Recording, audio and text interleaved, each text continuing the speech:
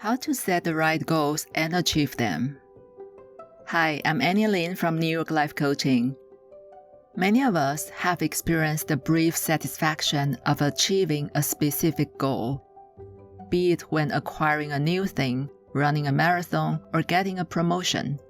These achievements may bring bliss for 2 days, but then we become disillusioned and eager to find the next goal to strive for. It can feel like running on a hamster wheel. Research has shown that what most of us desire, more money, power, status, or pleasure, only brings temporary satisfaction. By contrast, a consistent sense of well-being comes from becoming aware of and appreciating what we already have or what we are experiencing in the present moment. So how do I avoid brief satisfaction and focus on long-term well-being? Here are 5 steps to help you choose better goals and live a more fulfilling life. First, start with what you think you want. Write down what you want to be, to do, or to have. For example, I want to quit my job and work for a nonprofit organization. Then, write down why you want it. Imagine, how would you feel once you have achieved your goal? For example, I will feel connected and purposeful.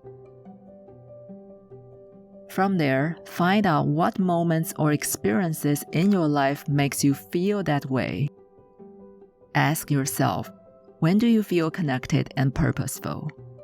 What activity brings about the feeling? For example, I feel connected and purposeful when I reach out to people and get involved with local communities. Fourth, carve out more time and space for those activities. In this case, I will look for more opportunities to volunteer for a good cause or participate in community activities. Finally, come back to step 1 and adjust your goal. For example, after this reflection, I may or may not be able to quit my job to search for meaning now.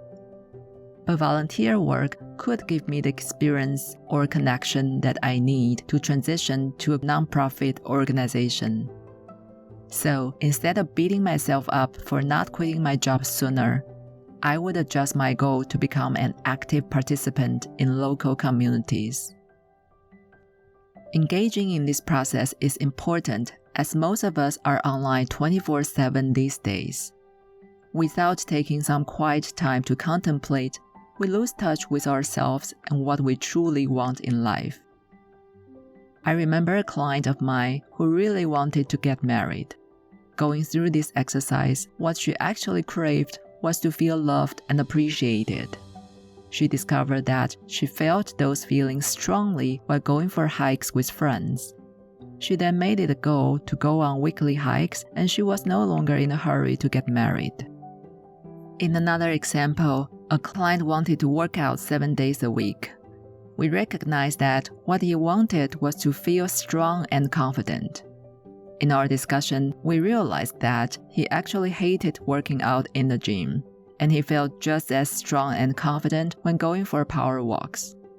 He then set himself a better goal to do power walks several times a week. If you are feeling frustrated by not achieving your goals, why not give this exercise a try?